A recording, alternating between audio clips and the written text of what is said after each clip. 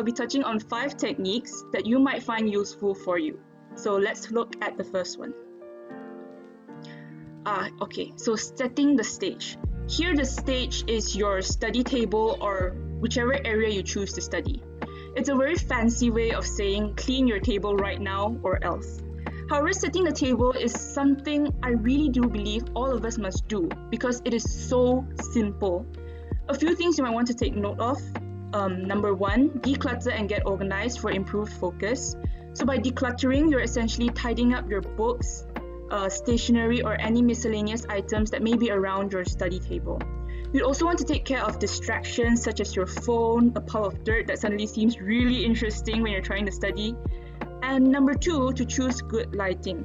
So in this aspect, natural light would be the best, such as sunlight seeping in through your window. So it's great if you could find sort of like a window seat lah. It's healthier for your eyes than artificial lighting, and you'll feel more energized and more focused too. Number 3, personalize your space. You could add a thing or two that might motivate you. For example, I put plushies like this on my tabletop because, well, it means a lot to me and it really gives me motivation to continue studying. So one important thing that I'd like you to take note of is the height of your chair. It must be the perfect level for you to ensure that your posture is okay. Besides that, you could also think about using specific colors. I'll talk more about that later. Right, so you must remember that your study table is comfortable and functional.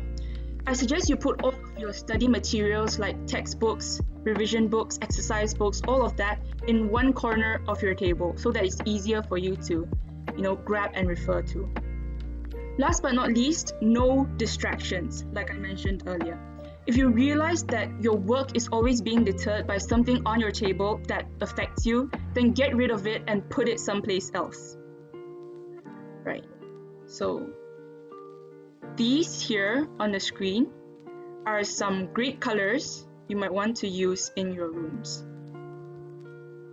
or specifically your study area, because they have been scientifically proven to have beneficial effects for you when studying. Okay, so now that your table is all set, it's time for the actual hard part, studying. So there's really no shortcut to studying. What you've got to make sure is that you value quality over anything else, and that your study strategy works best for you.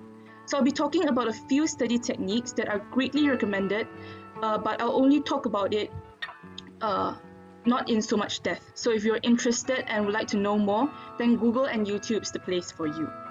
So firstly is something you might have already heard of, the Pomodoro Technique. This odd-sounding P word actually means tomato in Italian, simply because it all started with a tomato timer. It's a time management system developed by a man called Francesco Cirillo, who's currently based in Berlin. But what we're trying to achieve is to retrain our brain to focus by ignoring all other interruptions. All you need is a timer, and it doesn't have to be the tomato-shaped one. So how you do it is easy. Basically, you work for 25 minutes, then you break for 5 minutes. Repeat the entire set 4 times and take a longer break after that. And you have to take note, if there's something else you absolutely need to do during that 25 minutes of focused work, you have to let go of that Pomodoro completely. And when you're resting, there's absolutely no work allowed. That means 100% relaxation and rest. Okay, so this is the forgetting curve.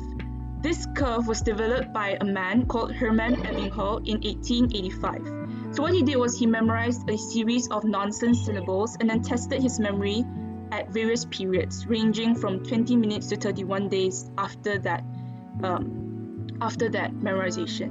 So this simple research project was the first to demonstrate that there is an exponential loss of memory unless information is reinforced. So this brings us to our next topic of discussion, active recall. Active recall is basically constant active stimulation of your memory. So when you learn, your brain acts like a memory disk.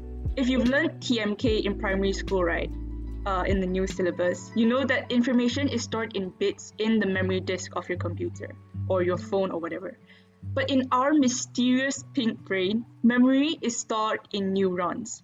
right? So when you're trying to recall a memory, the brain actually replays a certain pattern, sort of like a route to get that piece of memory back to the top of your brain. During active recall, you're practicing this single route or this pattern of neural activity to get that bit of memory back.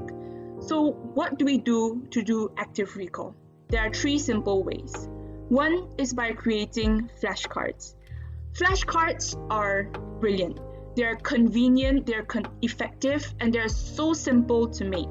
Just write down any piece of information you want on a random piece of paper and then take them out constantly to read.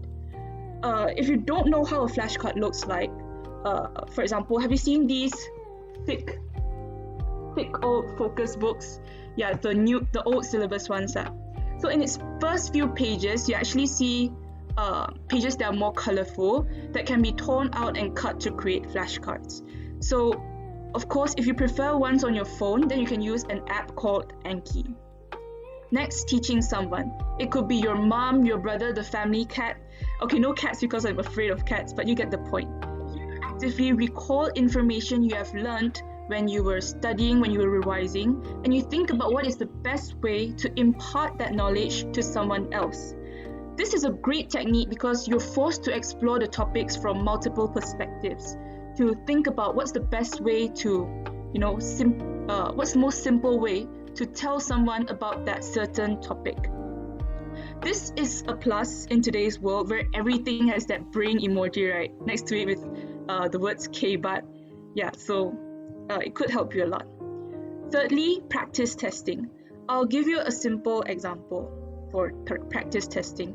Say now I'm reading about World War II and why it happened. I'm reading about sejarah. So that certain subtopic is about faktor-faktor berlakunya Perang Dunia Kedua. So when I'm reading, when I'm doing my revision, what I actually do is I put a piece of paper beside me and I will ask myself questions. I'll create questions myself like apakah faktor menyebabkan berlakunya Perang Dunia Kedua? And I said nyatakan 3, something like that. And then the next time when I'm trying to review that topic, what I do is just I take out this piece of paper that I've written all my questions on, and then I try to answer these questions. So if I can answer them, then that means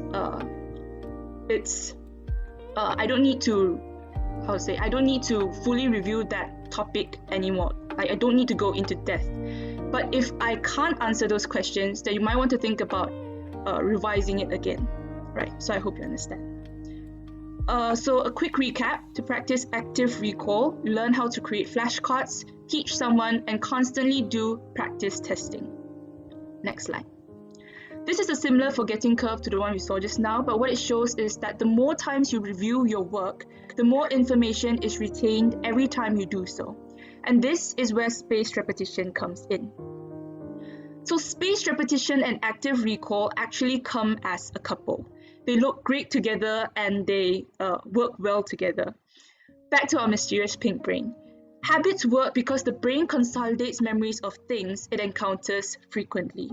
When lessons are retaken at increasing intervals, for example, like from this graphic right here, your brain replays that neural activity I mentioned earlier to recall a piece of information. When this exercise is done constantly and repetitively, you're strengthening the connections between the neurons in your brain. So there are tons of apps and templates online for how you could do spaced repetition for you to follow and make a great schedule. Last but not least, exercise. Yes, I know. The harsh reality is that exercise is just that good for you. So take a look at the image here and you'll see the various benefits exercise could bring to an individual. To name a few: improved focus, better memory, all of that. As an athlete myself, not doing exercise actually makes me feel lazy and overweight. But I am in fact overweight. However, we won't talk about that lah. If you think you've got no time to exercise, I'm going to tell you that you in fact do. You just need to find the time to do it. There are thousands of 5 to 10 minutes workouts on YouTube, which include a step-by-step demonstration and a virtual timer which you could just follow along to, even when you're in a boring online class.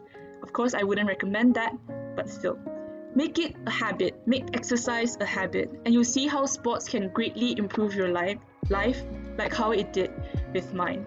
So I'm going to tell you a little story of mine. When I was younger, most of you will know that I'm a swimmer, right?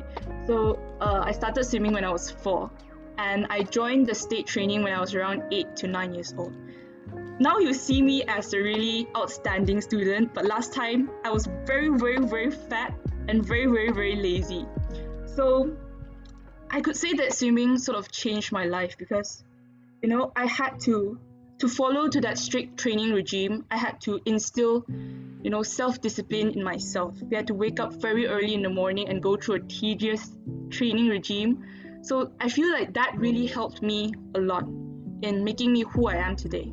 So exercise, you don't have to be in a state team to, instill this self-discipline in yourself. But, well, if you stick to a exercise workout session every day, then that's also some sort of discipline by itself. Right, so that's about it for this first session.